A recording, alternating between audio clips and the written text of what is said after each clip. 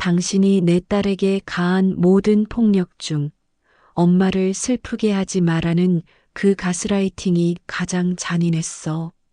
사업 설명회장 무대 위 한 여인이 낡은 경찰 배지를 높이 들어 올렸다. 무릎 꿇은 남자와 중년 여성의 얼굴은 창백하게 질려 있었다. 대체 무슨 일이 있었던 걸까? 평범한 주부는 어떻게 복수의 화신이 되었을까? 사연 시작하기 전에 무료로 할 수 있는 구독과 좋아요 부탁드립니다. 속닥속닥 드라마 극장을 찾아주신 모든 분들께 늘 행복이 가득하시길 바랍니다. 강은주는 휴대폰을 내려다보며 이마를 찌푸렸다. 딸 세아에게서 온 마지막 메시지는 5일 전이었다. 엄마, 나 괜찮아. 바빠서 그래. 곧 연락할게. 짧고 건조한 문장. 평소 이모티콘을 남발하며 긴 문장으로 수다를 떨던 딸답지 않았다. 은주는 불안감을 떨칠 수 없었다. 세아야, 엄마야. 괜찮은 거 맞지? 전화 한 번만 해줘. 답장은 없었다. 통화 버튼을 눌러도 연결음만 길게 이어질 뿐이었다.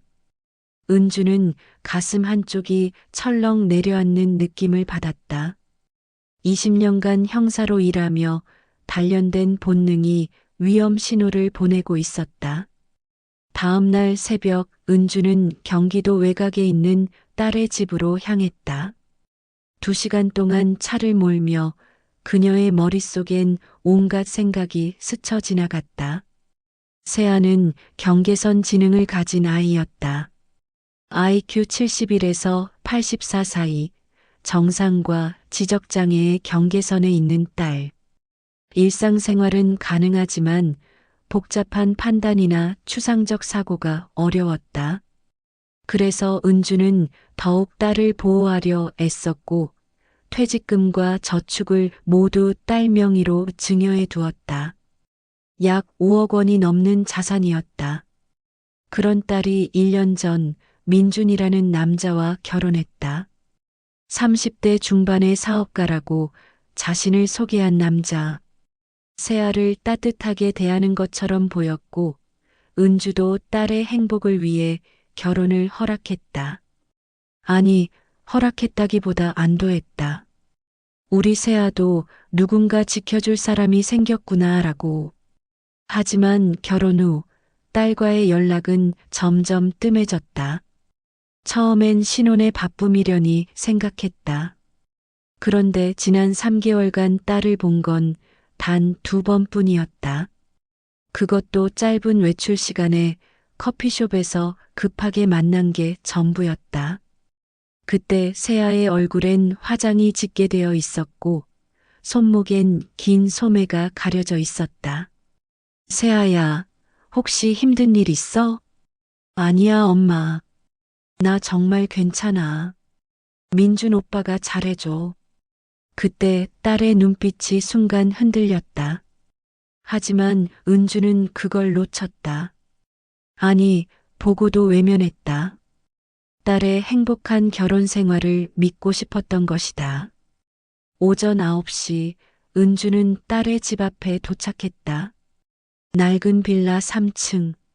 민준이 사업을 준비 중이라며 임시로 사는 곳이라고 했지만 1년이 지나도 이사갈 기미가 보이지 않았다. 초인종을 눌렀다. 반응이 없었다. 다시 한 번, 그리고 3번째. 누구세요? 날카로운 여성의 목소리가 문틈으로 새어나왔다. 시어머니 김 여사의 목소리였다. 은주는 억지로 미소를 지으며 대답했다. 저예요, 사돈. 세아 엄마예요. 세아 좀 볼 수 있을까요? 세아는 지금 없어요. 병원 갔어요. 병원이요? 어디가 아파서요? 감기 때문에. 그냥 가세요. 나중에 연락하라고 할게요. 문은 열리지 않았다.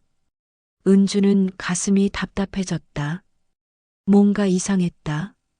감기 때문에 병원을 간다면 왜 며칠째 전화를 받지 않는 건가?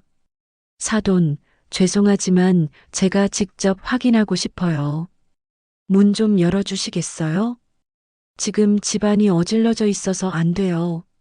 그냥 가라니까요. 김 여사의 목소리가 점점 날카로워졌다. 은주는 더 이상 물러설 수 없었다. 20년 형사 경력이 알려주고 있었다. 뭔가 잘못되었다고. 사돈 들어가서 기다려도 될까요? 그때였다. 아, 아파요. 제발. 내가 맞는 걸 너희 엄마가 알게 되면 어떻게 되는지 알아? 그 여자 평생 죄책감에 시달리게 될 거야. 내가 쓸모없는 인간이라서 맞는 거야. 내 엄마한테 말하면 내 엄마 인생도 끝장나는 거야. 둔탁한 소리, 뭔가 부딪히는 소리, 그리고 낮게 흐느끼는 소리. 새하였다. 은주의 온몸에 소름이 돋았다. 손이 떨렸다. 형사 시절에도 느껴본 적 없는 분노가 치밀어 올랐다. 하지만 그녀는 이를 악물고 참았다. 지금 문을 부수고 들어가면 딸이 더 위험해질 수 있었다. 사돈, 당장 문 여세요. 안 그러면 경찰 부릅니다. 안에서 소란스러운 소리가 들렸다. 급하게 뭔가를 치우는 소리, 속삭이는 소리. 그리고 3분 후 문이 열렸다. 김 여사가 억지로 웃으며 서 있었다. 어머 사돈. 세아가 방금 돌아왔네요. 병원 다녀왔대요. 은주는 김 여사를 밀치고 안으로 들어갔다. 거실 소파에 세아가 웅크리고 앉아 있었다. 긴 소매 옷에 후드를 뒤집어 쓴 채로. 세아야. 은주가 다가가자 세아가 고개를 들었다. 그 순간 은주는 눈물이 쏟아질 것 같았다. 딸의 왼쪽 뺨에 시퍼런 멍이 있었고 입술은 터져 있었다. 후드 밑으로 보이는 이마에도 붉은 자국이 선명했다. 엄마. 세아의 목소리는 떨리고 있었다. 은주는 딸을 끌어안았다. 세아야, 괜찮아. 엄마가 왔어. 이제 괜찮아. 사돈, 오해해요. 세아가 계단에서 넘어져서 그 입 다물어. 은주의 목소리는 차갑게 가라앉아 있었다. 그녀는 김 여사를 돌아보지도 않고 딸의 손을 잡았다. 세아의 손목에도 손가락 자국이 선명하게 찍혀 있었다. 세아야, 엄마 차에 타자. 우리 집으로 가자. 그런데 엄마. 괜찮아. 아무 말 안 해도 돼. 일단 집으로 가자. 그때 안방에서 민준이 나왔다. 그는 잠옷바람이었고 눈가가 부어 있었다. 숙취 때문인 듯 했다. 아, 장모님. 언제 오셨어요? 민주는 아무렇지도 않다는 듯 웃으며 인사했다. 마치 아무 일도 없었다는 듯이. 은주는 그 순간 민준의 본 모습을 똑똑히 봤다. 냉소적인 눈빛, 입가의 비웃음. 이 남자는 딸을 사랑한 적이 없었다. 세아야, 짐 챙겨. 지금 당장. 장모님 무슨 말씀을. 조용히 하게. 내 딸 데리고 가겠네. 은주의 목소리엔 타협의 여지가 없었다. 민주는 황당하다는 표정을 지었지만 은주의 눈빛을 보고는 한 발 물러섰다. 20년 형사 생활이 만들어낸 눈빛. 범죄자들조차 주눅 들게 만들던 그 눈빛이었다. 세아는 떨리는 손으로 몇 가지 옷가지를 가방에 넣었다. 은주는 딸의 어깨를 감싸고 현관문을 향했다. 잠깐만요. 김 여사가 은주의 팔을 붙잡았다. 세아는 이제 우리 집 며느리예요. 제 아들 민준이의 아내란 말이에요. 마음대로 데리고 갈 수 없어요. 은주는 천천히 고개를 돌렸다. 그리고 낮고 위협적인 목소리로 말했다. 지금 당장 손 치우세요. 안 그러면 이 손목을 꺾어버릴 겁니다. 제가 할 수 있는 일이 뭔지 시험해 보지 마세요. 김 여사는 은주의 눈빛에 주춤하며 손을 놓았다. 은주는 세아를 데리고 집을 나섰다. 차에 타자마자 세아는 울음을 터뜨렸다. 억눌렀던 모든 감정이 한꺼번에 쏟아져 나왔다. 엄마, 미안해. 엄마한테 말 못해서 미안해. 아니야, 세아야. 내 잘못이 아니야. 하나도 내 잘못이 아니야. 은주는 딸을 꼭 안으며 눈물을 참았다. 지금은 울면 안 됐다. 지금은 강해져야 했다. 딸을 지키기 위해. 서울로 가는 이 시간 내내 은주의 머릿속엔 한 가지 생각만 맴돌았다. 저놈들을 절대 용서하지 않겠다. 형사 시절 수없이 범죄자들을 잡아왔다. 하지만 이번엔 달랐다. 이번엔 자신의 딸이 피해자였다. 그리고 은주는 알고 있었다. 법정에서 제대로 된 처벌을 받게 하려면 완벽한 증거가 필요하다는 것을. 집에 도착하자마자 은주는 세아를 침대에 눕히고 따뜻한 물수건으로 딸의 상처를 닦아주었다. 세아는 고열에 시달리고 있었다. 멍든 자국은 얼굴뿐만 아니라 팔, 등, 허벅지에까지 있었다. 세아야, 엄마가 사진 좀 찍어야 해. 나중에 증거로 쓸 거야. 괜찮겠니? 세아는 고개를 끄덕였다. 은주는 모든 상처를 꼼꼼히 사진으로 남겼다. 날짜와 시간이 찍히도록 설정해서. 밤이 되자 세아는 악몽에 시달렸다. 싫어. 때리지 마. 제발. 아파. 세아야, 괜찮아. 엄마가 여기 있어. 은주는 밤새 딸 곁을 지켰다. 그리고 딸이 잠든 사이 서재로 가서 오래된 서랍을 열었다. 그 안엔 낡은 경찰 배지와 수사 수첩이 들어 있었다. 강은주, 광역수사대 6팀장. 배지 뒷면에 새겨진 직책. 20년간 그녀와 함께했던 정체성. 은주는 배지를 손에 쥐었다.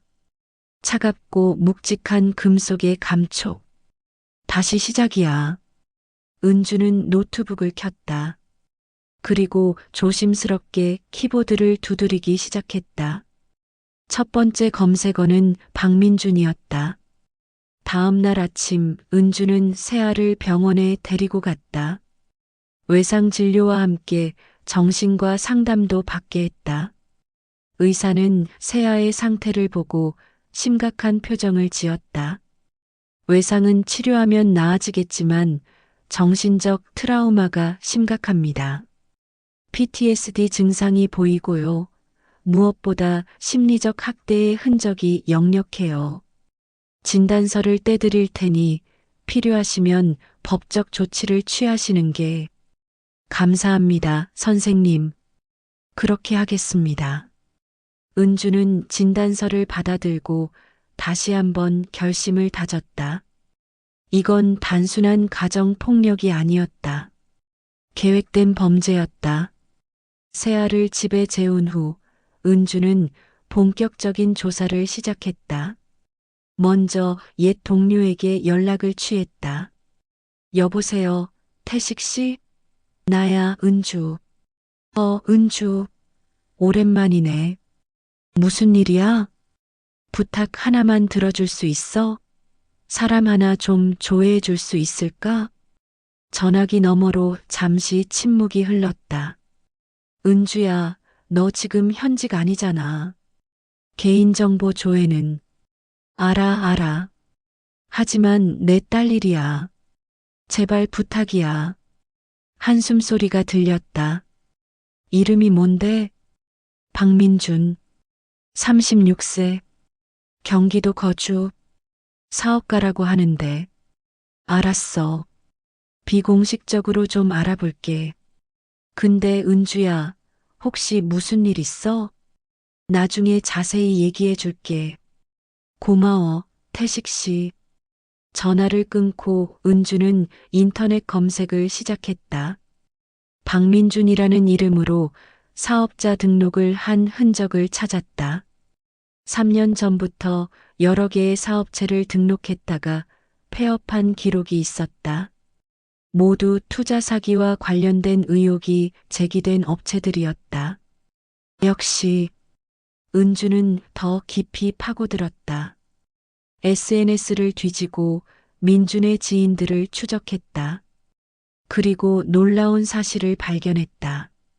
민준에게는 여자친구가 있었다. 아니, 정확히는 내연녀였다. 유진이라는 20대 후반의 여성. 민준은 세아와 결혼한 후에도 꾸준히 이 여자를 만나고 있었다. 은주는 이를 악물었다. 하지만 이건 시작에 불과했다. 저녁 때 태식에게서 연락이 왔다. 은주야, 큰일이다. 그 박민준이라는 사람 정가가 있어.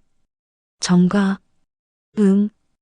5년 전에 사기죄로 집행유예를 받았어.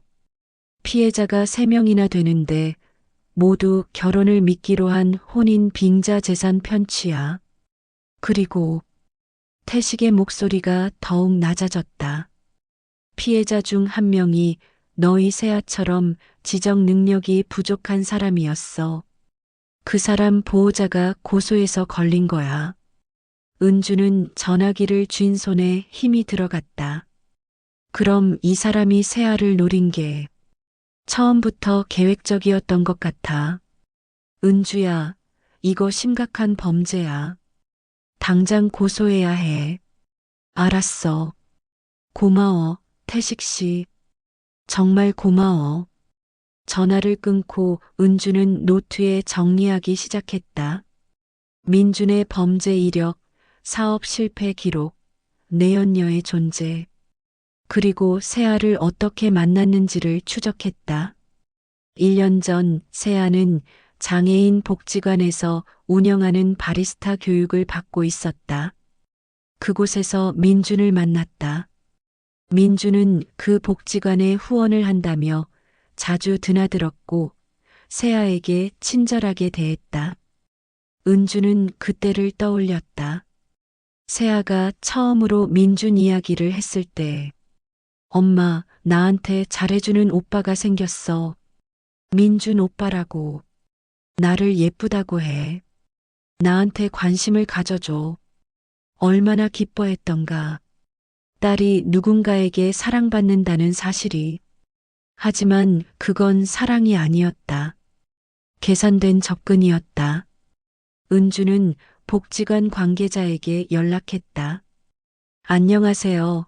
혹시 박민준이라는 분 아세요? 1년 전쯤 후원하신다고. 아, 그분이요? 후원은 딱 한 번 하시고 안 오셨어요. 근데 세아 어머니시죠? 혹시 무슨 일 있으세요? 아니에요. 그냥 궁금해서요. 감사합니다. 한 번의 후원. 그것만으로 복지관을 드나들 명분을 만들고 세아를 타깃으로 정한 것이다. 은주는 점점 더 깊은 분노에 휩싸였다. 하지만 감정을 억눌렀다. 지금 필요한 건 냉정함이었다. 그날 밤 세아가 깨어나 은주를 찾았다. 엄마. 응, 세아야. 왜? 아픈 데 있어? 엄마 나 때문에 엄마가 힘들어하는 것 같아서 미안해. 세아의 눈에 눈물이 고였다. 은주는 딸을 꼭 안았다. 세아야, 절대 내 잘못이 아니야. 넌 아무 잘못도 안 했어. 근데 시어머니가 그랬어. 세아의 목소리가 떨렸다. 시어머니가 뭐라고 했는데? 나 같은 멍청한 애 때문에 민준 오빠 인생이 망가졌대. 그리고 세아는 말을 잇지 못하고 흐느꼈다. 은주는 딸의 등을 토닥이며 기다렸다. 내가 맞는 걸 엄마가 알면 엄마가 나를 잘못 키웠다고 평생 죄책감에 시달릴 거래. 그래서 엄마를 슬프게 하면 안 된대. 엄마한테 말하면 안 된대. 그 순간 은주의 심장이 멎는 것 같았다. 온몸에 소름이 돋았다. 저들은 딸을 때리고 학대하고 그것도 모자라 딸이 도움을 요청하지 못하도록 은주를 무기로 사용했다. 엄마를 슬프게 하지 마. 이 얼마나 잔인한 가스라이팅인가.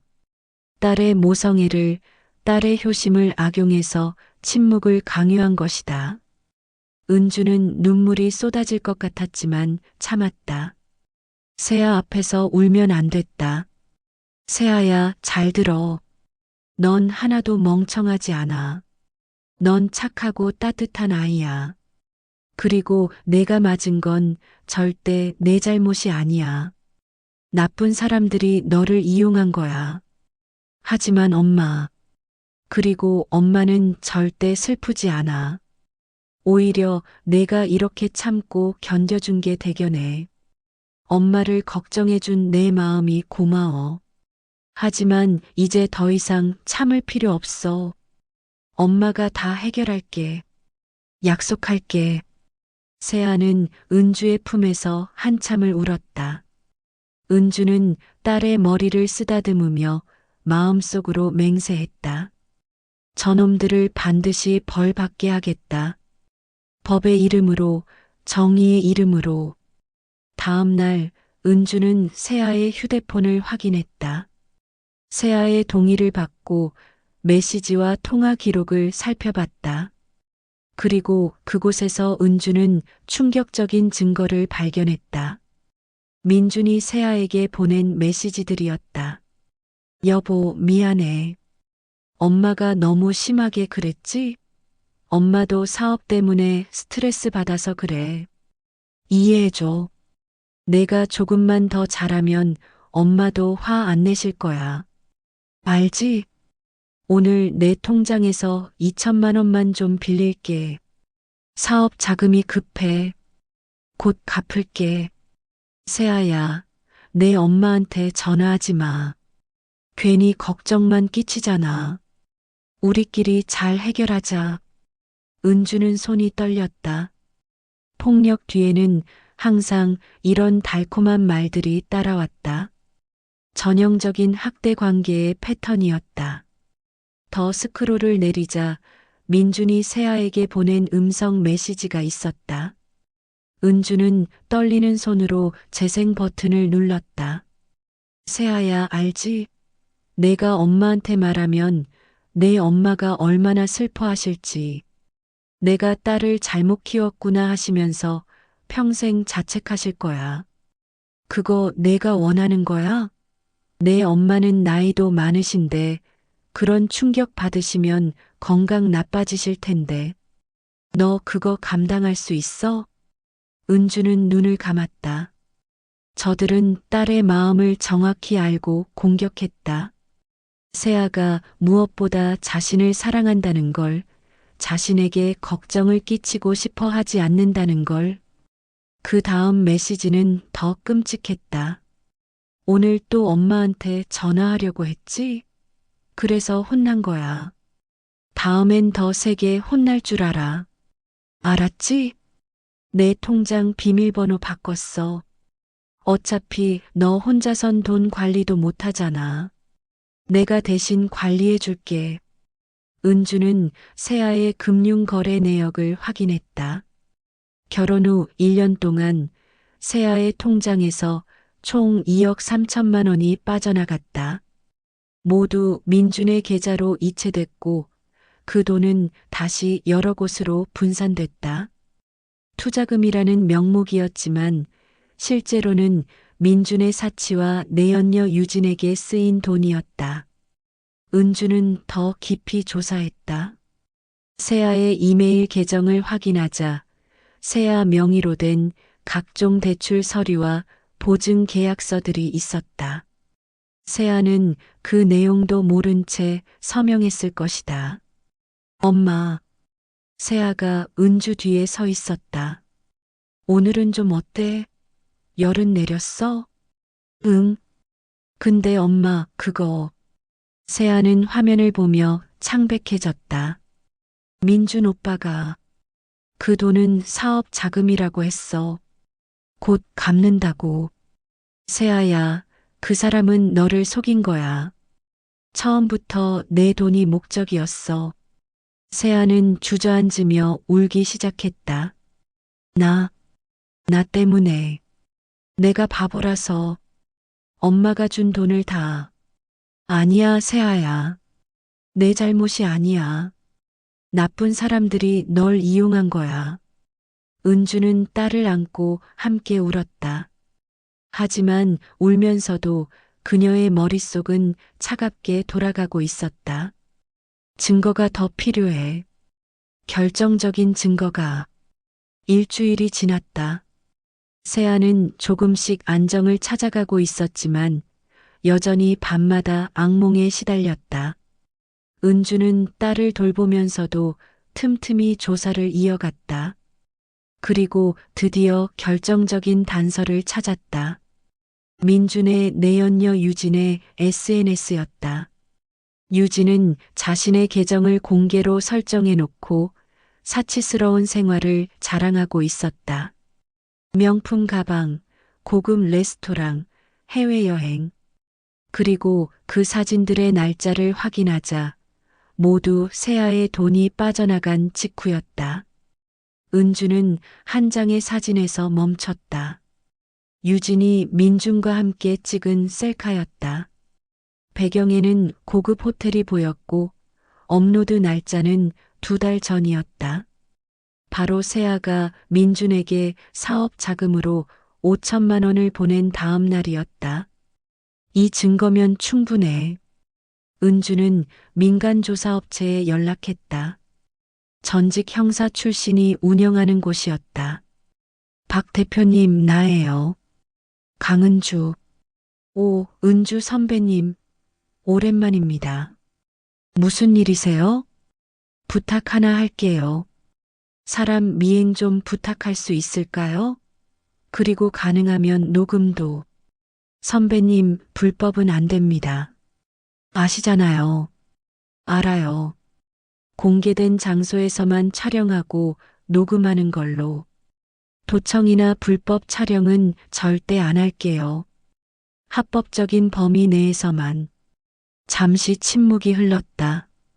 대상이 누군데요? 내 사위요. 아니, 곧 전 사위가 될 사람. 알겠습니다. 선배님 부탁이니까요. 이틀 후 박 대표에게서 연락이 왔다. 선배님 대박입니다. 오늘 목표물이 여자랑 만났는데 대화 내용이 장난 아닙니다. 보내주세요. 당장요. 은주는 전송받은 파일을 열었다. 카페에서 촬영된 영상이었다. 민준과 유진이 마주 앉아 대화하고 있었다. 오빠, 이번엔 얼마나 뺐어? 1억. 이제 거의 다 뺐어. 곧 이혼하고 나올 거야. 진짜? 그럼 우리 결혼하는 거지? 당연하지. 그 바보 같은 여자 이용해서 돈 다 빼면 끝이야. 어차피 머리 나쁜 애라 증거도 제대로 못 모을 거야. 유진이 웃으며 민준의 팔을 붙잡았다. 근데 시어머니는 어떻게 할 거야? 너무 세게 때리는 거 아니야? 괜찮아. 그 정도는 해야 입 다물어. 게다가 세아 엄마도 별거 아닌 것 같던데. 그냥 평범한 아줌마야. 경찰에 신고해봤자 가정 문제라고 넘어갈 거야. 은주는 영상을 멈췄다. 손이 부들부들 떨렸다. 저들은 은주를 얕잡아 보고 있었다. 평범한 아줌마라고. 아무것도 할 수 없을 거라고. 두고 봐라. 내가 누군지 똑똑히 보여주겠다.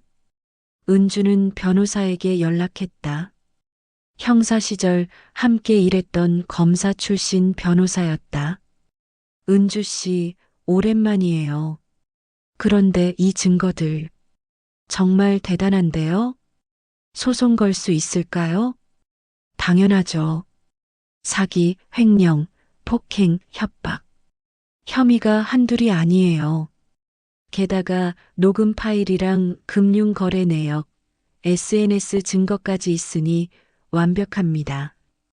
근데 은주 씨, 변호사의 목소리가 진지해졌다. 이거 개인적으로 복수하려는 거 아니죠? 법적으로 정당하게 처리하는 거죠? 물론이에요. 저는 법을 믿어요. 그리고 법이 저 사람들을 제대로 처벌하리라 믿고요. 좋아요. 그럼 소장 작성하죠. 형사고소와 민사소송 동시에 진행할게요. 은주는 변호사 사무실을 나서며 하늘을 올려다봤다. 맑고 푸른 하늘이었다. 하지만 은주의 마음속엔 아직 폭풍이 몰아치고 있었다. 그날 저녁 세아가 조심스럽게 물었다. 엄마, 민준 오빠한테서 연락 왔어. 다시 만나자고. 뭐라고 답했어? 아직 답 안 했어. 엄마, 나 어떻게 해야 해? 은주는 딸의 손을 잡았다. 세아야, 내가 원하는 대로 해. 만나고 싶으면 만나도 돼. 엄마가 함께 갈게. 엄마가? 응. 이제 너 혼자 두지 않을 거야. 세아는 잠시 생각하다가 고개를 끄덕였다. 만날래. 오빠 얼굴 보고 싶어. 아니, 보고 말하고 싶은 게 있어. 은주는 딸의 눈빛에서 새로운 무언가를 발견했다. 두려움이 아닌 용기였다. 좋아. 그럼 만나자고 해. 공개된 장소에서 사흘 후 은주와 세아는 시내 한 카페에서 민준을 만났다. 민준은 세아만 올 줄 알았는지 은주를 보고 당황한 기색을 보였다. 아, 장모님도 오셨네요. 민주는 어색하게 웃으며 자리에 앉았다. 세아야, 그동안 잘 지냈어? 나 너무 보고 싶었어. 세아는 대답하지 않았다. 그저 민준을 가만히 바라봤다. 세아야, 우리 다시 시작하자. 내가 잘못했어. 엄마도 미안하다고 하셨어.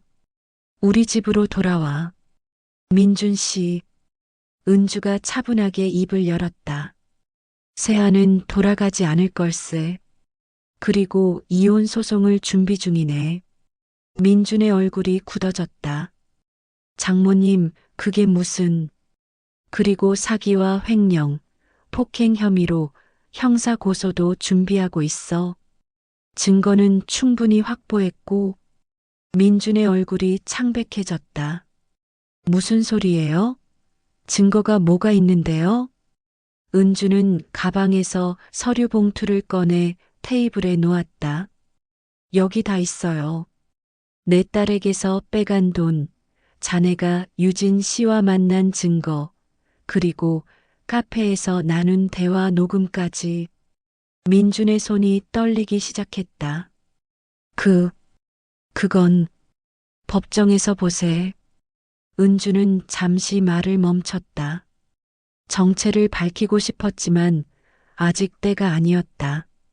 마지막 순간을 위해 아껴두기로 했다. 내 딸을 건드린 걸 후회하게 해줄게. 민주는 벌떡 일어났다. 장모님, 이렇게까지 할 필요 있어요? 그냥 조용히 이혼하고 끝내면 안 돼요? 안 되지. 너는 내 딸을 이용하고 폭행하고 재산을 갈취했어. 그걸 그냥 넘어갈 순 없지. 세아야. 민준이 세아에게 손을 뻗으려는 순간 세아가 또박또박 말했다. 나 오빠 싫어. 오빠 무서워. 다시는 보고 싶지 않아. 민주는 멈칫했다. 세아의 눈빛은 더 이상 흔들리지 않았다. 세아야, 내가 이러면 안 되지. 오빠가 나한테 한 것들 다 기억해. 때린 것도, 나쁜 말 한 것도, 엄마 얘기하면서 협박한 것도 다 기억해. 민주는 할 말을 잃었다. 은주는 딸의 어깨를 다독였다. 가자, 세아야. 이제 할 말 다 했어. 두 사람이 카페를 나서려는 순간 민준이 소리쳤다. 후회할 겁니다. 장모님도, 세아도. 은주는 돌아보지 않고 걸어갔다. 민준의 협박 따위는 더 이상 무섭지 않았다. 그녀에겐 증거가 있었고, 법이 있었고, 무엇보다 딸을 지키려는 확고한 의지가 있었다. 하지만 집으로 돌아오는 길, 은주의 휴대폰에 낯선 번호로 문자가 왔다. 감히 우리 아들을 건드려? 당신 딸이 어떻게 되든 모르겠어? 조심해. 김 여사였다. 은주는 이를 악물었다. 저들은 끝까지 세아를 위협하고 있었다. 이제 더 이상은 참을 수 없어. 은주는 그날 밤 오랜만에 옛 동료들에게 연락을 돌렸다. 광역수사대 시절 함께 일했던 형사들, 검사들, 변호사들. 그들은 은주의 이야기를 듣고 하나같이 분노했다. 은주 누나, 제가 도와드릴게요. 이건 용서할 수 없는 범죄예요. 선배님, 저도 동참하겠습니다. 민준이라는 인간, 정과도 있다면서요? 확실하게 잡아 넣어야죠. 은주는 고마움에 목이 메었다. 혼자가 아니었다. 그녀에게는 20년간 쌓아온 인맥과 신뢰가 있었다. 고마워, 다들. 이번엔 완벽하게 준비할 거야. 저 사람들이 절대 빠져나갈 수 없도록. 한 달이 흘렀다. 이혼 소송이 시작됐고 형사고소도 접수됐다. 민준과 김 여사는 변호사를 선임했지만 은주가 모아놓은 증거 앞에서 속수무책이었다.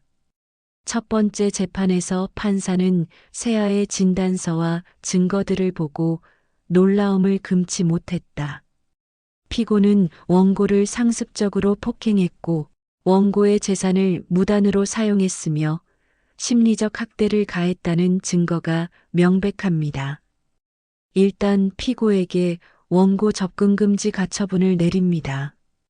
민준의 변호사가 항변했지만 소용없었다. 증거는 너무나 명확했다. 재판이 끝나고 법원을 나서는데 세아가 은주의 손을 꼭 잡았다. 엄마, 우리 이긴 거야? 응, 첫 번째 관문은 넘었어. 세아의 얼굴에 처음으로 미소가 번졌다. 그 미소를 본 은주는 모든 게 보상받는 기분이었다. 하지만 그날 저녁 예상치 못한 일이 벌어졌다. 은주의 집 앞에 김 여사가 나타난 것이다.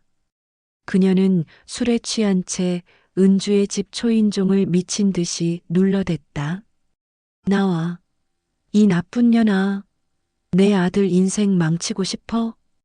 은주는 세아를 안방에 들어가 있으라고 한 뒤 현관문을 열었다. 김 여사님, 지금 주거침입죄로 고소당하고 싶으세요? 고소? 웃기고 있네. 내가 너 고소할 거야. 내 며느리 유인한 거. 유인이요? 내 친딸을 데려온 게 유인인가요? 그리고 지금 그 모습 다 녹화되고 있으니까 참고하세요. 은주는 현관 위에 CCTV를 가리켰다. 김 여사는 그제야 정신이 든 듯 주춤거렸다. 너, 내가 누군 줄 알고? 내가 누군지 알아? 은주는 차갑게 웃었다. 저요? 저는 그냥 딸을 사랑하는 어머니예요. 이제 가세요. 경찰 부르기 전에. 김 여사는 비틀거리며 돌아섰다. 하지만 계단에서 중얼거리는 소리가 들렸다. 두고 봐. 내가 가만 안 둬. 은주는 불안했다. 저들이 절망에 빠지면 무슨 짓을 할지 몰랐다. 특히 세아를 대상으로. 그 불안은 일주일 후 현실이 됐다. 세아가 심리 상담을 받기 위해 병원에 갔다가 돌아오는 길이었다. 은주는 회사 일로 늦어져서 세아에게 택시를 타고 오라고 했다. 그런데 세아에게서 다급한 전화가 걸려왔다. 엄마, 엄마, 민준 오빠가. 세아야, 무슨 일이야? 어디야? 지하철역. 민준 오빠가 나를 데려가려고 해. 무서워. 전화가 끊겼다. 은주의 심장이 멎는 것 같았다. 그녀는 즉시 경찰에 신고하고 세아가 말한 지하철역으로 달려갔다. 지하철역에 도착하자 세아가 기둥에 기대어 울고 있었다. 다행히 영무원과 경찰이 함께 있었다. 세아야. 은주가 달려가 딸을 안았다. 세아는 온몸을 떨고 있었다. 엄마, 민준 오빠가 갑자기 나타나서 같이 가자고. 안 가면 엄마를 해치겠다고. 괜찮아. 이제 괜찮아. 엄마가 여기 있어. 경찰이 설명했다. 신고받고 출동했을 때는 이미 남성이 도주한 후였습니다. CCTV 확인해서 추적하겠습니다. 감사합니다. 꼭 잡아주세요. 은주는 떨리는 딸을 데리고 집으로 돌아왔다. 세아는 그날 밤 내내 악몽에 시달렸다. 엄마, 무서워. 오빠가 나를 데려갈까봐. 아니야, 세아야. 엄마가 절대 그런 일 없게 할 거야. 하지만 은주도 알고 있었다. 법적 절차는 시간이 걸렸다. 그 사이 민준이나 김 여사가 세아를 해칠 수도 있었다. 더 강력한 조치가 필요해. 다음 날 은주는 긴급 보호 명령을 신청했다. 그리고 민준의 강제추행 및 스토킹 혐의로 추가 고소를 했다. 며칠 후 민준이 경찰에 체포됐다. 접근금지 명령을 위반하고 세아를 강제로 데려가려 한 혐의였다. 드디어 은주는 안도의 한숨을 쉬었다. 하지만 이건 시작에 불과했다. 재판은 아직 진행 중이었고 민주는 보석으로 풀려날 수도 있었다. 한 달 후 민주는 보석으로 풀려났다. 은주는 불안했지만 법원의 결정을 따를 수밖에 없었다. 그리고 그 불안은 곧 현실이 됐다. 어느 날 아침 은주의 휴대폰에 낯선 번호로 사진이 전송됐다. 은주가 세아와 함께 슈퍼마켓에 가는 모습, 병원에 가는 모습, 집 앞에서 차에 타는 모습. 누군가 그들을 미행하고 있었다. 은주는 즉시 경찰에 신고했지만 경찰은 명확한 범죄 행위가 없다며 적극적으로 나서지 못했다. 현재로서는 스토킹으로 보기 어렵습니다. 공공장소에서 촬영한 거라. 그럼 제 딸이 다쳐야 움직이시겠다는 거예요? 은주는 분노를 참으며 경찰서를 나왔다. 법의 한계를 누구보다 잘 아는 그녀였지만 지금은 그 한계가 너무나 답답했다. 더 큰 문제는 따로 있었다. 며칠 후 은주에게 민준의 변호사로부터 연락이 왔다. 은주 씨, 저희 의뢰인이 합의를 제안하고 싶다고 합니다. 합의요? 네. 형사 고소를 취하하시면 세아 씨에게 빼간 재산을 전액 반환하겠다고 합니다. 그리고 이혼도 순순히 해주고요. 거절합니다. 은주 씨, 재판은 길어질 겁니다. 그 과정에서 세아 씨가 받을 스트레스를 생각하셔야죠. 게다가 우리 측도 증인이 있습니다. 증인이요? 네. 세아 씨가 결혼 전부터 정신적으로 불안정했다는 증언입니다. 그리고 세아 씨가 자해를 했었다는 기록도 있고요. 은주는 숨이 막혔다. 세아는 10대 때 우울증으로 자해를 한 적이 있었다. 그때 상담 기록이 남아 있었던 것이다. 그걸 어떻게 저희는 합법적으로 자료를 수집했습니다. 그리고 이 자료들이 재판에 제출되면 세아 씨의 진술 신빙성에 문제가 제기될 겁니다. 과연 세아 씨의 주장을 법원이 100% 믿어줄까요? 은주는 손이 떨렸다. 저들은 딸의 과거를 무기로 사용하고 있었다. 생각해 보시고 연락 주세요. 이번 주 안에 답 주시면 됩니다. 전화를 끊고 은주는 주저앉았다. 처음으로 무력감이 밀려왔다. 증거가 있어도 법이 있어도 저들은 온갖 방법으로 빠져나가려 했다. 그날 밤 세아가 은주에게 말했다. 엄마, 그냥 합의하는 게 나을 것 같아.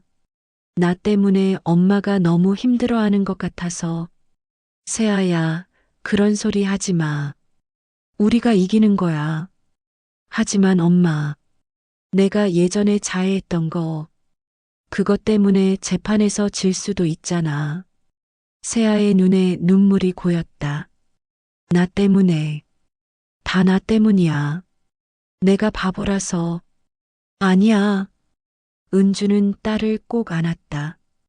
절대 내 잘못이 아니야. 내가 과거에 힘들어했던 건 내 잘못이 아니야. 그리고 그게 지금 내 말이 거짓이라는 증거가 될 순 없어. 하지만 은주도 알고 있었다. 법정에서는 모든 게 싸움이었다. 저들은 세아의 약점을 파고들 것이고 세아는 다시 한번 상처받을 것이었다. 어떻게 하지? 어떻게? 은주는 밤새 잠을 이루지 못했다. 그리고 새벽녘 그녀는 결심했다. 저들이 더러운 방법을 쓴다면 나도 더 치밀하게 준비해야 해. 다음 날 은주는 민간조사업체에 다시 연락했다. 박 대표님, 부탁이 하나 더 있어요. 말씀하세요, 선배님. 민준의 과거를 더 파헤쳐 주세요. 전과 기록 말고 다른 피해자는 없는지. 그리고 김 여사의 재산 출처도 조사해 주세요. 알겠습니다. 일주일 후 박 대표에게서 놀라운 정보가 들어왔다. 선배님 대박입니다. 민준한테 피해를 본 사람이 세아 씨 말고도 더 있었어요. 정말요? 네. 5년 전 집행유예 받은 사건 외에도 3년 전에 또 다른 여성을 속인 정황이 있습니다. 그때는 피해자가 고소를 취하해서 무혐의 처리됐지만요. 그 피해자 연락처 알 수 있을까요? 이미 확보했습니다. 은주는 즉시 그 여성에게 연락했다. 30대 중반의 여성, 이름은 수진이었다. 여보세요? 저는 강은주라고 합니다. 혹시 박민준이라는 사람 기억하세요? 전화기 너머로 긴 침묵이 흘렀다. 어떻게 그 이름을 아세요? 제 딸이 그 사람한테 피해를 받았습니다. 혹시 만나서 얘기할 수 있을까요? 다음 날 은주는 수진을 만났다. 수진은 떨리는 손으로 커피잔을 들며 이야기를 시작했다. 저도 세아 씨처럼 당했어요. 민준이가 처음엔 너무 잘해줬어요. 그런데 결혼하고 나서 수진의 목소리가 떨렸다. 제 돈을 다 빼가고 저를 때리고 그리고 똑같은 말을 했어요. 내가 형편없는 여자라서 내 인생이 망가졌다고. 은주는 수진의 손을 잡았다. 그래서 어떻게 하셨어요? 고소했어요. 근데 민준이가 협박했어요. 제 과거를 다 파헤쳐서 소문내겠다고. 그래서 고소를 취하했어요. 그게 너무 후회돼요.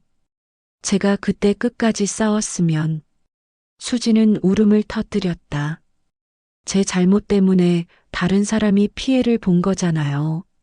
아니에요. 수진 씨 잘못이 아니에요. 은주는 수진을 위로하며 물었다.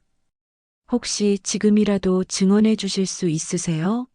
민준의 범행 패턴을 입증하는데 큰 도움이 될 겁니다. 수진은 고개를 들었다. 그녀의 눈에는 결연함이 서려 있었다. 할게요. 이번엔 끝까지 할게요. 더 이상 다른 피해자가 나오는 걸 보고만 있을 순 없어요. 은주는 안도의 한숨을 쉬었다. 이제 반격의 준비가 갖춰지고 있었다.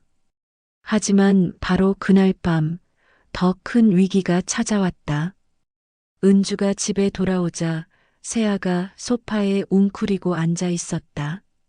그리고 세아의 옆에는 한 통의 소포가 놓여 있었다. 세아야, 무슨 일이야? 세아는 떨리는 손으로 소포를 가리켰다. 은주가 소포를 열자 그 안에는 세아의 사진들이 들어 있었다. 세아가 혼자 걸어가는 모습, 창문 너머로 찍힌 세아의 모습, 그리고 협박 문구가 적힌 편지. 조용히 합의해. 안 그러면 세아가 어떻게 될지 모른다. 은주의 온몸에 소름이 돋았다. 저들은 이제 노골적으로 협박하고 있었다. 엄마, 무서워. 세아는 은주의 품에 안겨 울었다. 은주는 딸을 안으며 분노로 온몸이 떨렸다. 이제 더 이상은 안 돼. 끝을 봐야 해. 은주는 즉시 경찰에 신고했지만 경찰은 여전히 소극적이었다. 발신인 추적이 어렵고 직접적인 폭력 위협이 아니라서. 그럼 제 딸이 실제로 다쳐야 움직이시겠다는 겁니까? 은주는 분노를 억누르며 경찰서를 나왔다. 이제 법의 테두리 안에서만 해결하기엔 한계가 있었다. 그날 밤 은주는 오래된 수사 수첩을 펼쳤다. 그리고 20년간의 형사 경험을 총동원하기 시작했다. 민준, 너는 내가 누구인지 아직 모르고 있지. 내가 어떻게 범죄자들을 잡아왔는지. 이제 제대로 보여주겠어. 은주는 노트북을 켜고 키보드를 두드리기 시작했다. 민준의 동선, 김 여사의 행적, 유진의 SNS, 그들의 재산 내역. 모든 정보를 한 곳에 모아 분석했다. 그리고 며칠 후 은주는 결정적인 단서를 발견했다. 민준이 곧 큰 사업 설명회를 연다는 정보였다. 투자자들을 모아놓고 새로운 사기를 벌이려는 것이었다. 바로 이거야. 은주의 입가에 냉소적인 미소가 번졌다. 형사 본능이 말하고 있었다. 바로 그곳이 모든 것을 끝낼 무대라고. 2주 후 민준의 사업 설명회가 열리는 날이었다. 서울 강남의 한 호텔 컨퍼런스룸. 약 100여 명의 투자자들이 모여 있었다. 민준은 무대 위에서 자신감 넘치는 표정으로 프레젠테이션을 하고 있었다. 여러분, 이 사업에 투자하시면 1년 안에 투자금의 3배를 돌려받으실 수 있습니다. 청중들은 박수를 쳤다. 김 여사도 무대 아래에서 흡족한 표정을 짓고 있었다. 그때였다. 컨퍼런스룸 뒤편 문이 열리며 한 여성이 들어왔다. 정장을 입은 40대 후반의 여성. 강은주였다. 은주는 조용히 뒷좌석에 앉았다. 민주는 그녀를 보지 못했다. 아니, 보았어도 알아보지 못했을 것이다. 오늘의 은주는 평소의 그녀가 아니었다. 날카로운 눈빛, 당당한 자세. 20년 광역수사대 베테랑 형사의 모습이었다.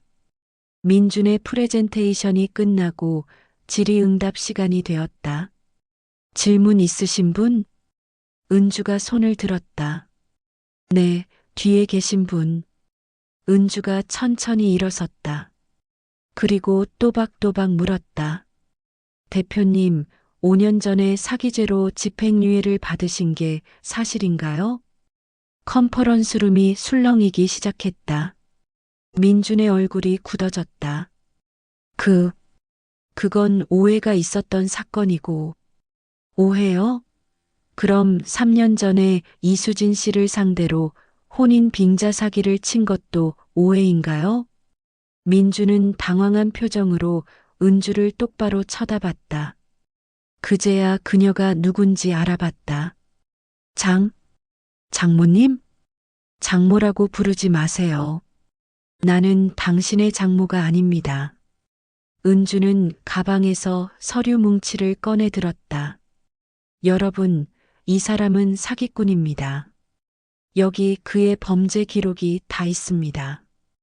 은주는 무대로 걸어갔다.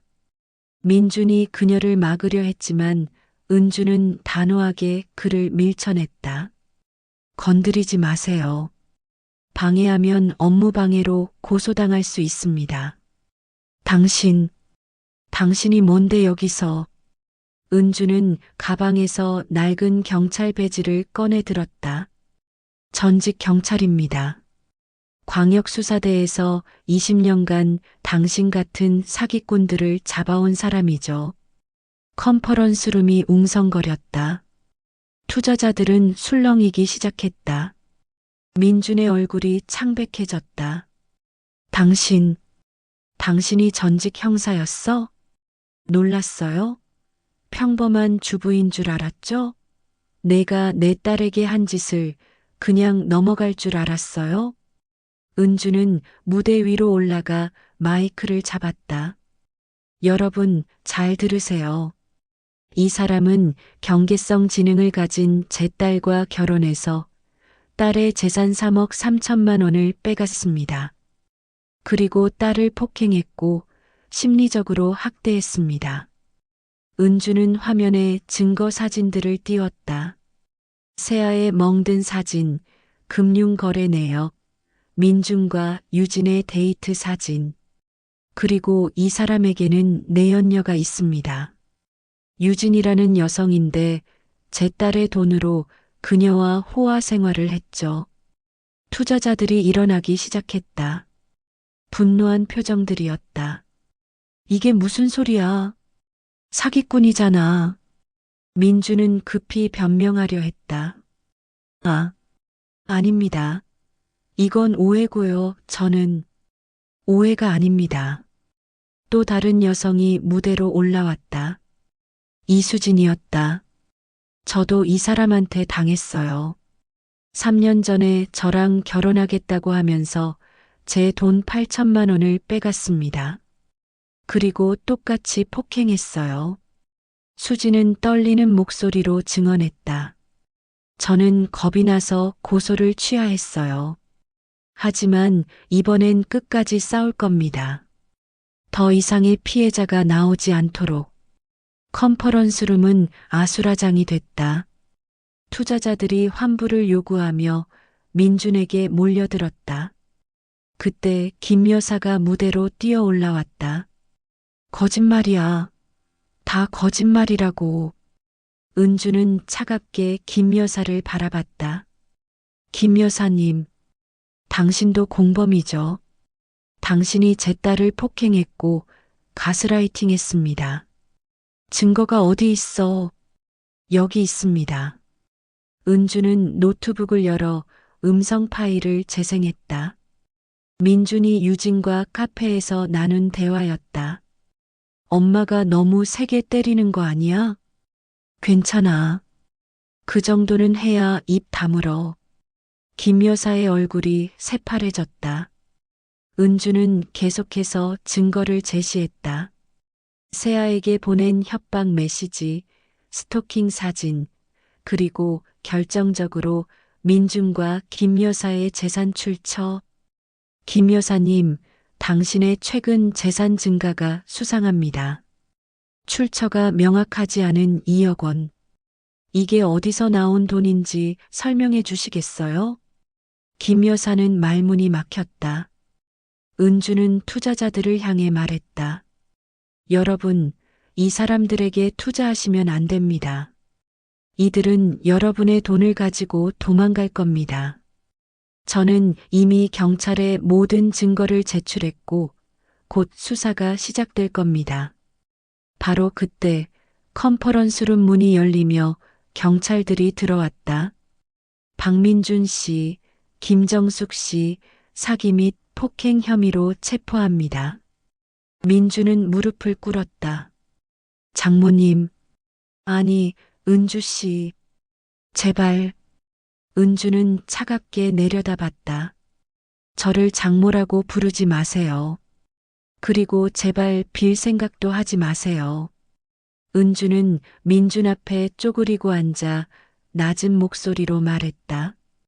당신이 내 딸에게 가한 모든 폭력 중에서 엄마를 슬프게 하지 말라는 그 가스라이팅이 가장 잔인했어요. 당신은 제 딸의 효심을, 저에 대한 사랑을 무기로 사용했어요. 그 죄를 절대 용서할 수 없어요. 민준의 눈에서 눈물이 흘러내렸다. 죄송합니다. 정말 죄송합니다. 당신의 사과는 받지 않습니다. 법정에서 벌을 받으세요. 경찰이 민준과 김 여사에게 수갑을 채웠다. 김 여사는 발버둥 치며 소리쳤다. 이년아, 내가 감히. 저는 20년간 당신 같은 범죄자들을 잡아왔어요. 그리고 이번엔 제 딸을 위해 다시 한번 형사가 됐습니다. 은주는 배지를 민준에게 보여줬다. 이게 보이죠? 강은주 전 광역수사대 6팀장.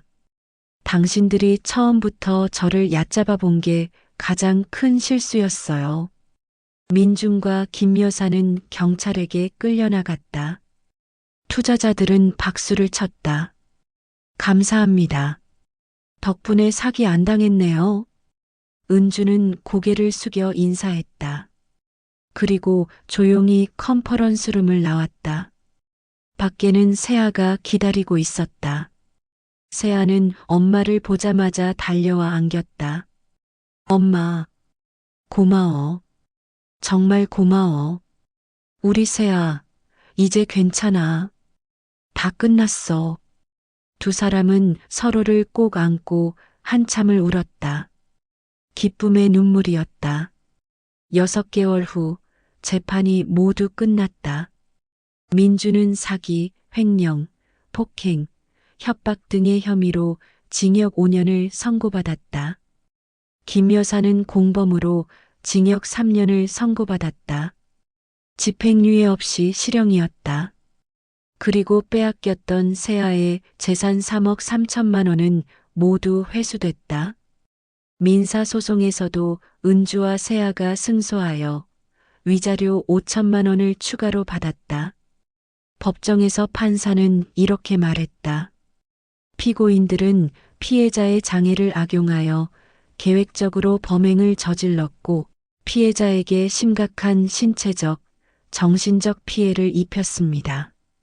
특히 피해자가 도움을 요청하지 못하도록 가스라이팅한 행위는 매우 악질적입니다. 따라서 엄중한 처벌이 불가피합니다. 은주는 법정을 나서며 깊은 안도감을 느꼈다. 정의가 실현됐다. 세아는 그동안 꾸준히 심리 치료를 받으며 트라우마를 극복해 나갔다. 처음엔 힘들어했지만 시간이 지나면서 점점 밝은 표정을 되찾아갔다. 어느 날 저녁 세아가 은주에게 말했다. 엄마, 나도 다른 사람들 돕고 싶어. 응? 어떻게? 나처럼 힘든 사람들 도와주고 싶어. 내가 겪은 일을 얘기하고 혼자가 아니라고 말해주고 싶어. 은주는 딸을 꼭 안았다. 딸이 이렇게까지 성장했다는 게 자랑스러웠다. 좋은 생각이야, 세아야. 엄마도 함께 할게. 그날 밤 은주는 오랫동안 생각해온 계획을 구체화하기 시작했다. 1년 후 서울 공용구의 희망 울타리 센터라는 간판이 걸렸다. 강은주가 설립한 민간조사 및 심리지원센터였다. 이 센터는 경계선 지능인, 지적장애인, 그리고 기타 취약계층이 범죄 피해를 당했을 때 무료로 증거 수집을 도와주고 법률 지원과 심리 상담을 제공했다. 은주는 퇴직금과 자신의 저축, 그리고 민사소송에서 받은 위자료를 모두 투자하여 이 센터를 만들었다. 전문 변호사 2명, 심리 상담사 3명, 그리고 민간 조사원 2명이 함께 일했다. 개소식 날 많은 사람들이 찾아왔다. 은주의 옛 동료들, 세아를 돕던 복지관 선생님들, 그리고 이수진도 왔다. 은주 선배님, 정말 대단하세요. 이런 센터가 있었으면 저도 이제 있잖아요. 그리고 수진 씨도 여기서 함께 일하면 어때요? 피해자의 마음을 가장 잘 아는 사람은 피해자니까요. 수진은 감격하며 고개를 끄덕였다. 센터의 한쪽에는 작은 상담실이 있었다. 그곳에서 세아가 상담 도우미로 일하고 있었다. 저도 민준 오빠한테 당했어요. 무서웠고 외로웠어요. 하지만 제 엄마가 저를 지켜줬어요. 그리고 이제 저는 괜찮아요. 여러분도 괜찮아질 수 있어요. 세아의 말을 듣던 다른 피해자가 울음을 터뜨렸다. 저도 괜찮아질 수 있을까요? 네, 괜찮아질 수 있어요. 혼자가 아니에요. 우리가 함께 있어요. 세아는 그 사람의 손을 잡아주었다. 은주는 멀리서 그 모습을 지켜보며 미소 지었다. 딸은 이제 더 이상 보호만 받는 존재가 아니었다. 자신의 상처를 치유의 힘으로 바꾼 강한 사람이었다. 저녁이 되어 모두가 돌아가고 은주와 세아만 남았다. 엄마, 오늘 정말 좋은 날이었어. 그러게. 우리 세아가 이렇게 당당하게 자기 이야기를 할 수 있게 됐다니. 세아는 창밖을 바라보며 말했다. 엄마, 내가 민준 오빠한테 당할 때 정말 세상이 끝난 줄 알았어. 나는 아무것도 할 수 없는 바보고 아무도 나를 도와줄 수 없을 거라고 생각했어. 은주는 딸의 어깨를 감싸 안았다. 하지만 엄마가 있었잖아. 그리고 우리를 도와준 사람들도 있었고. 응. 그래서 나도 이제 다른 사람들을 도와주고 싶어. 혼자가 아니라고, 반드시 도와줄 사람이 있다고 말해주고 싶어. 은주는 딸을 꼭 안았다. 눈물이 났다. 하지만 이번엔 슬픔의 눈물이 아니었다. 자랑스러움과 감사함의 눈물이었다. 그날 밤 은주는 일기를 썼다. 가장 강한 정의는 어머니의 사랑과 현장의 경험에서 시작된다. 나는 20년간 형사로 일하며 수많은 범죄자들을 잡았다. 하지만 이번 사건은 달랐다. 이번엔 내 딸을 지키기 위한 싸움이었다. 그 과정에서 나는 깨달았다. 법과 정의는 완벽하지 않다. 때로는 느리고 때로는 피해자에게 더 큰 상처를 준다. 하지만 그럼에도 불구하고 우리는 포기하지 않아야 한다. 세아를 위해 싸우면서 나는 다시 한번 형사가 됐다. 아니, 더 정확히 말하면 어머니이자 형사가 됐다. 그리고 그 과정에서 내 딸은 피해자에서 생존자로, 그리고 이제는 다른 사람을 돕는 조력자로 성장했다. 우리의 싸움은 끝났지만 희망 울타리 센터를 통해 새로운 시작을 하고 있다. 세아처럼 힘든 사람들을 돕고 그들이 혼자가 아니라는 것을 알려주고 싶다. 가장 강한 정의는 사랑에서 시작된다. 그리고 가장 강한 사랑은 포기하지 않는 것이다. 은주는 일기장을 덮고 창밖을 바라봤다. 밤하늘에 별이 반짝이고 있었다. 그리고 그 별빛처럼 은주와 세아의 미래도 희망으로 빛나고 있었다. 속닥속닥 드라마 극장을 찾아주신 여러분, 강은주와 세아의 긴 여정을 함께 해주셔서 진심으로 감사드립니다. 두 모녀의 이야기는 우리에게 진정한 정의는 때로 법의 한계를 넘어선 끈질긴 사랑과 용기에서 나온다는 것을 깨닫게 해줍니다. 우리 주변의 작고 약한 목소리에 귀 기울이는 것이 우리 모두가 함께 지켜야 할 가장 중요한 정의입니다. 이 이야기가 여러분에게도 용기와 희망을 전해줄 수 있었기를 바랍니다. 무료로 할 수 있는 구독과 좋아요는 이처럼 세상의 정의를 찾는 목소리를 키우는 데 큰 힘이 됩니다. 늘 행복이 가득하시기를 바랍니다. 감사합니다.